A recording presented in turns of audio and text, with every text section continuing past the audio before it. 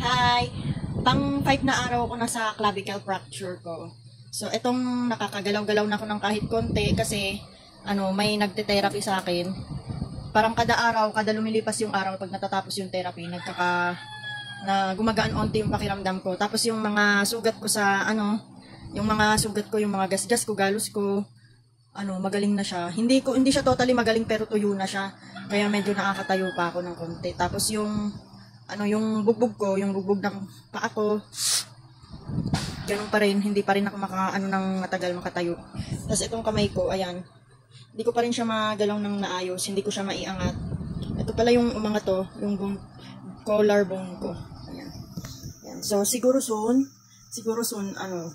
maikikwento ko kung ano yung nangyari sa akin. Kasi gusto ko rin siyang i-video kasi para meron akong memories na nangyari sa akin yun, sobrang nakakatrauma. Halos gabi-gabi pa rin akong umiiyak dahil sa nangyari sa akin. Pag naiisip ko yun, naluluha na lang talaga ako. So, hanggang dito na lang muna.